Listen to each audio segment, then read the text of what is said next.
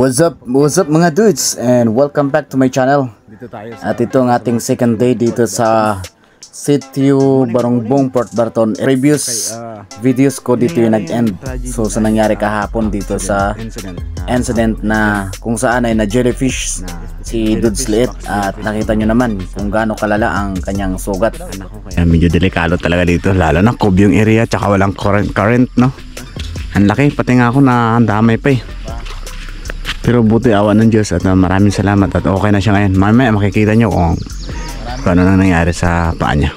Okay, tuloy pa rin tayo sa ating adventure. At sa lahat na hindi pa po nakaka-subscribe, this is our day 2 adventure dito sa Port Barton.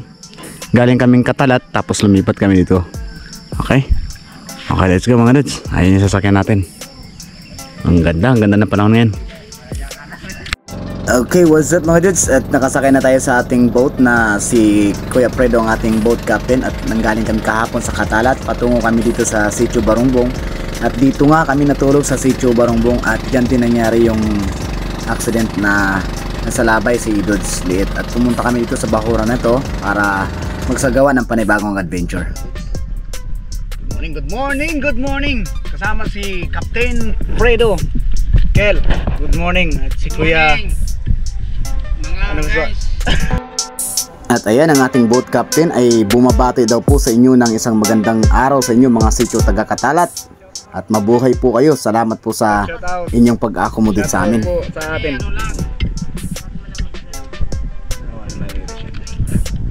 Okay, base na tayo mga dudes at maganda yung ating. Let's go. Kagabi pala mga dudes ay nagtanong na kami kay Kuya Wing kung saan ang isa sa pinakamagandang area dito na puntahan. Ito yung tinuro nyo sa amin. Ito yung tinatawag niya ng Twin Reef o dalawang kambal na bahurak. Ito mga dudes is almost 12 to 15 meters ang lalim, pero kung napapansin nyo ay napakalinaw. Sa ating unang dive, syempre nagre-relax tayo ng ating lungs at naghahanap tayo ng posible nating matira. Sa taas pa lang tayo mga dudes, nakakita na tayo ng mga batfish o mga bayang. At sa gawi kong kanan ay may napansin akong malaking painted sweet lips na tinatawag. Plano kong tirahin pero hindi pa siya range, talagang hindi pa siya abot ng ating range, kaya hindi ko muna tinira. At nag-abang pa rin ako na pwedeng matira kung sakasakali, pero gusto ko sanang kunin na ang painted sweet lips na ito, kaya na medyo malayo pa siya. Pero dahil nga sabi ni Kuya Wing ay mag-antabay lang dahil marami tayong badlon na makikita dito.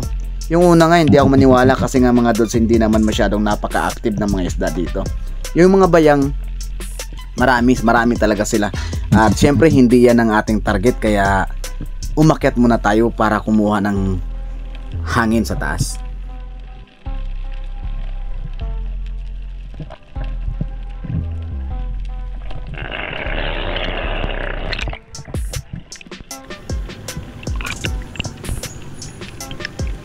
At ito na mga dudes, pagkatapos ng ilang minutong paghahanap ng badlon, totoo nga, eto na sila.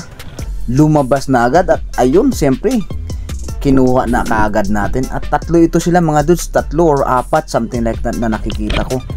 At hindi ko alam na si hinahabol na pala ito ni Kuya Jake Adventure. Nandun siya sa kabila. Kung napapansin nyo mga dudes, nandun lang sa ilalim ng bangka kung saan ko napana ang mga badon. Ibig sabihin mga dudes, hindi pa masyadong mailap yung mga isda dito dahil nga siguro naghahanap sila ng kanilang makakain dahil nga maaga pa naman. At eto nga, nahuli na natin ang badlon at talagang naniniwala na talaga ako kay Kuya Wing. Kung sakaling makahuli pa tayo ng isa, talagang masasabi kong napakagandang area yung kaniyang bahurang ito dahil napakababaw lang at napakalinaw ng tubig.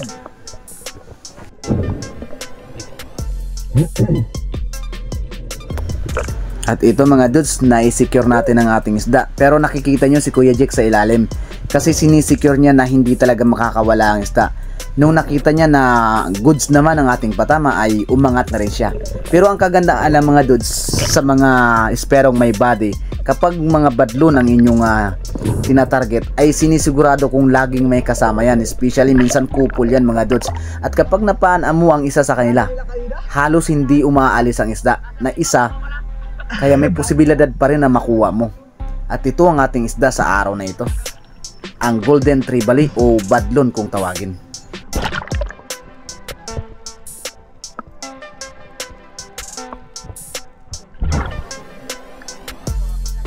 Mahirap hanapin ang isdang ito, pero pag nakita mo 100% mahuhuli mo talaga.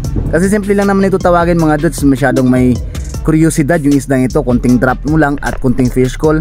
Kung may badlon sa paligid mo, kusa itong lalapit. Ang kailangan mo lang ay hindi ka masyadong maggagawa ng movement na kung saan ay mabubulabog mo sila. Simple lang naman, drop ka lang sa ilalim, fish call at lingon-lingon lang.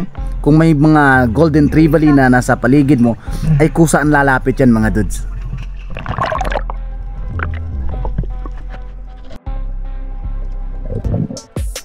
At dito nga, habang nagpapahinga tayo sa taas, nakakita na naman tayo ng dalawang Golden Trevally. Pero it's a good size na rin mga dudes. Ang pagkakamali ko nga lang ay hindi pa halos ako nakakabawi ng aking pagod nung ma-retrieve ko yung ating first piece na Golden Trevally. Ay binaba ko agad itong dalawa.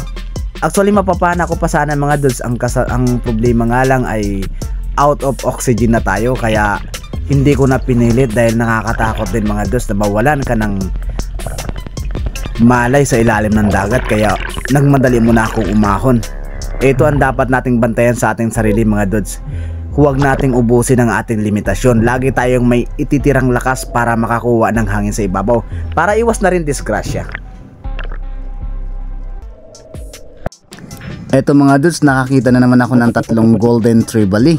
At ang plano ko dito ay maka-double kill. Kaya nag-free po lang ako at naghintay ng pagkakataon. At ito ang nangyari.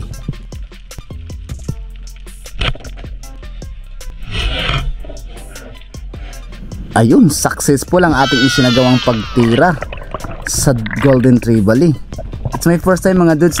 Kunting timing lang at siyempre naghihintay tayo ng magandang pagkakataon. Kaya ayun, successful naman mga dudes.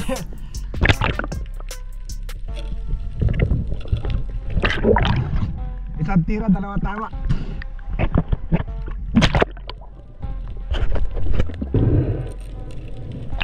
Hindi mo naman lalaki. Amazed na amazed talaga ako mga dudes sa clear ng dagat dito. Talagang crystal clear siya mga dudes. Nakaka-enjoy mag-spur fishing sa sitio Bulalakaw Beach na tinatawag dito sa Port Barton, at talagang napakababaw mga dudes. Ito yung isa sa kagandahan kapag ikaw ay ispero mga dudes. Hindi ka matatakot mag-spur fishing dito sa ganitong uri o visibility ng dagat. Talagang sa ibabaw ka pala mga dudes, makikita mo na kagad kung may mga isdang malalaki sa ilalim, kahit hindi ka mapapagod. At syempre, ito ang dahilan kung bakit napakasarap mag-spur fishing sa ganito kalinaw na dagat, dahil hindi ka mangangamban mga dudes. Talagang enjoy na enjoy ka, lalo pa kung kasama mo ang iyong mga pamilya. Ay, sasawa tayo sa katawan. Grabe. Tatlong lagyan sila nagkakawan. Malasotin yan. At eto na mga dudes, isa sa paborito kong senaryo nung lumapit sa akin ng grupo ng mga Golden Trevally. Eto, namili na kagad ako ng malaki. Sure ko mga dudes, pag naka-experience kayo ng mga gato, huwag agad kayong titira ng nasa unahan. Hintayin nyo na yung nasa likod, yan yung pinakamalaki sa kanila. Syempre, kukunin na natin yung nasa likod dahil yun ang sinisigurado kong good size sa kanilang lahat. Dahil na naman.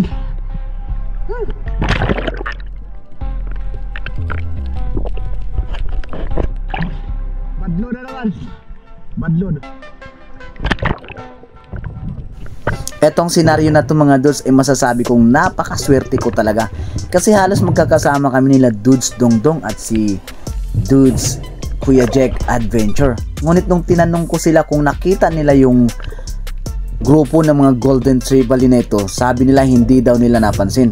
Kaya napakaswerte ko dahil ako mismo ang nilapitan ng mga grupo ng mga isdang ito.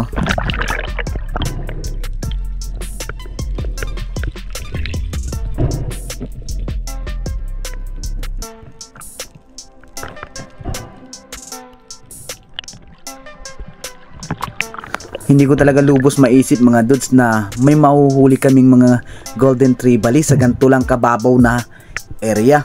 Nung gabi pa lang kinausap ko kaagad si Kuya Wing kung saan ang pinakamagandang spot dito sa may Port Barton o sa Sitio Barongbong na pwedeng pamanaan. Ito yung kanyang tinuro. Yung areang ito yung tinatawag na Twin Reef dito sa may Sitio Bulalakaw Beach. Talagang hindi rin talaga siya napahiya sa akin mga dudes. Dahil eto nga, nakahuli na nga tayo ng mga Golden Trevally. Si Kuya Wing nga pala mga dudes, siya yung nag first aid kay Dudes Liit nung masalabay siya kahapon.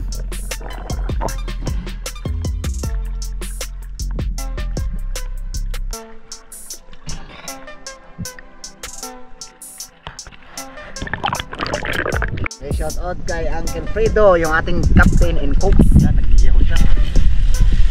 Yan. Oh, siya ang ating chef cook. Dito kasi kami naka-stay sa boat mga dudes. Ang sarap. Oh, di ba napasok? Ito pala ito. Kala mainit yung apoy. Diba talaga yung senior citizen na tinatabla.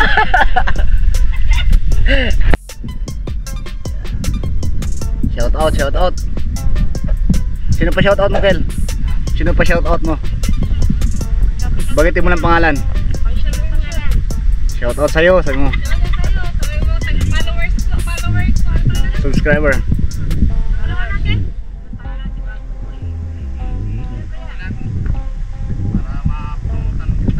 Yan. Galing kaming Katalat mga dudes. Oh, shout out niya.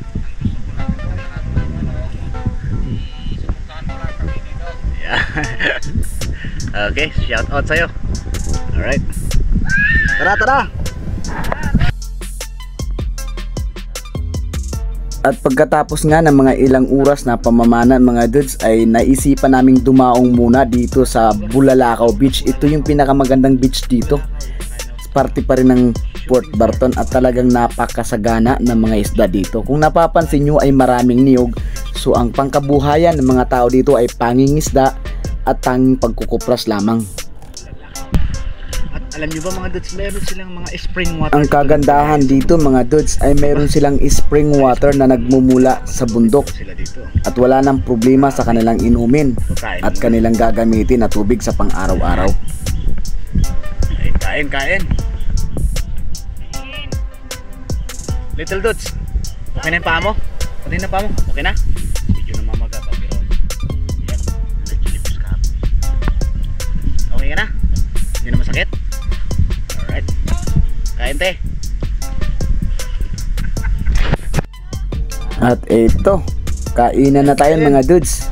Talagang napakasarap iulam yung mga sariwang isda, lalo na kung iihawin mo lang at kailangan mo lang ng suka na may sili. Talagang mag-i-enjoy ka agad mga dudes. Hindi ka talaga mabuboring sa areang ito. Grabe sa mga suka oh. Shout out kay Auntie Jocelyn na nakatira dito sa Bulalakaw Island. Yan, yung kanyang pag-ahari ang mga dudes. Grabe ang ganda. Sarap manirahan dito. Matagal na po kayo dito? Dito sila nakatira mga dudes. Isipin mo yan. Ito pagising na pagising mo, ito yung ambience na mahaharapan mo. Ayan, di ba? Napakasarap. Yung gigising ka lang tapos wow, ganda rin. Kasi open sea yan eh. At yung sunset dito maganda. May bahay na tinatayo doon. Shout out din kay Kuya Wing. Kuya Wing, ang ating muro ami. Ang ganda ng ating bahay. Siya yung ating guide sa mga bawarang pinanaan natin kanina sa mga nakuha natin mga badlon.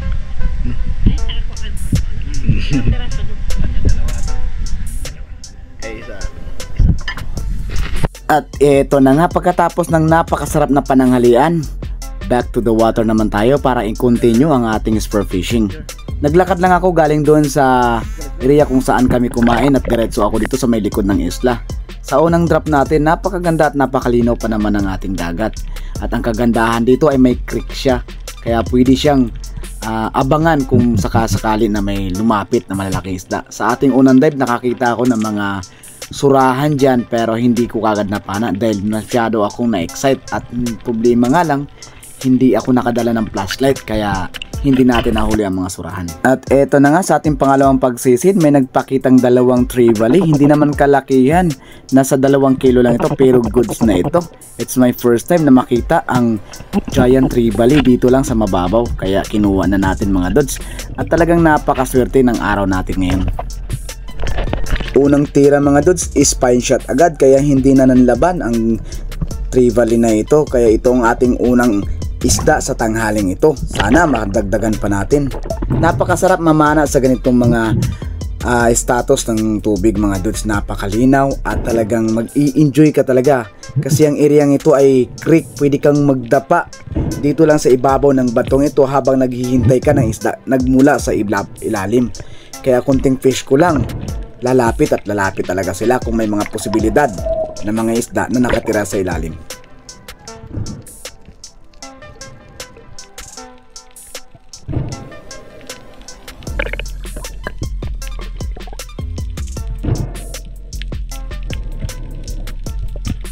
Ito mga uri ng trevally ito yung mga lumalaki kaya tinatawag itong giant trevally. Pero this time, tatawagin muna natin siyang gamay na trevally. Ito naman mga dudes, medyo na-disappoint ako dahil hindi ko napansin na naka-off pala ang ating GoPro kaya hindi ko na-videohan. Ito yung tinatawag na coral trout grouper. Kaya naman, ito ang ating pangalawang isda sa araw na ito.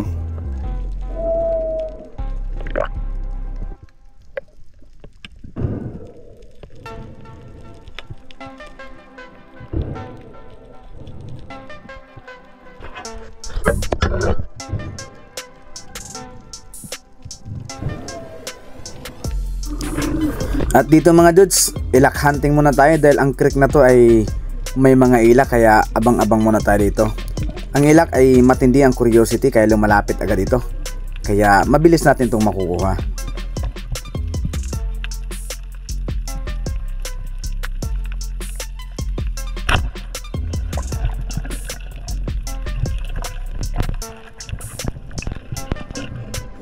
Napakasarap talagang mag-spur fishing sa mga ganitong visibility mga dudes. Isa pa yung area na to ay may creek, may drop off kung tatawagin. Simple lang, dito ka lang sa taas ng batong ito, mag-aambos at mag-fish call ka lang, nakaabang ka lang dyan at kung may mga malalaking isda, lalapit at lalapit talaga.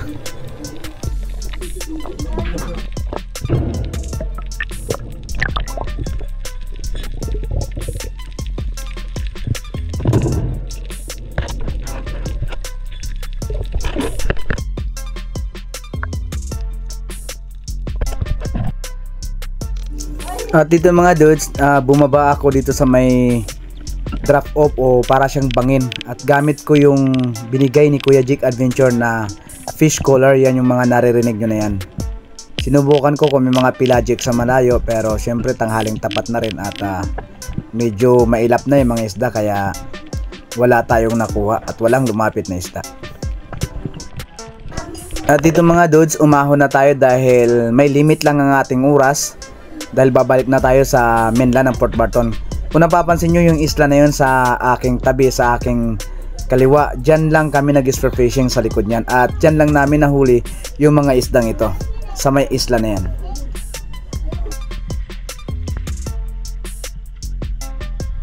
At ito ang ating kabuwang huli ngayong araw, simula umaga hanggang alauna na lang hapon.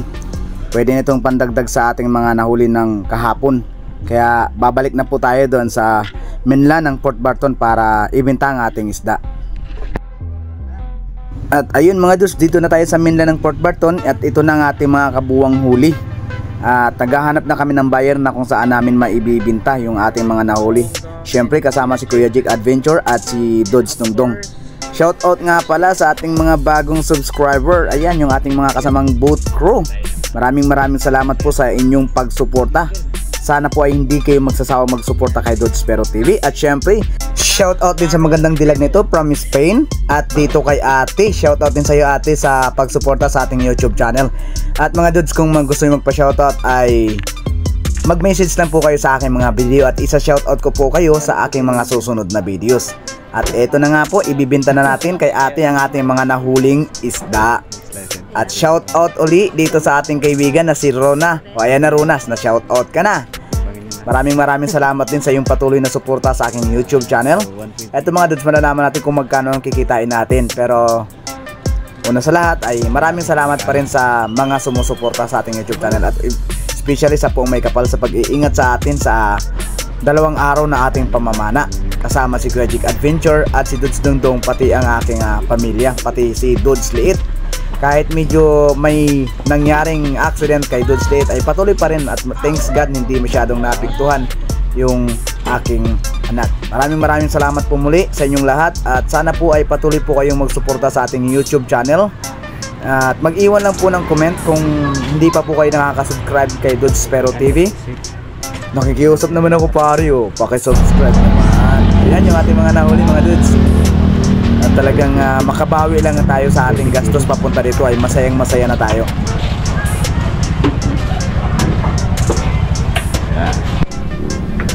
Thank you Kuya Jake Adventure, Mr. Panaliga. Thank you kay ate. Oh, bili na kayo, bili na. Mga sariwa po yan. At okay, maraming salamat sa inyong panunod sa ating videos. Mabuhay po tayong lahat. Salamat po and bye bye.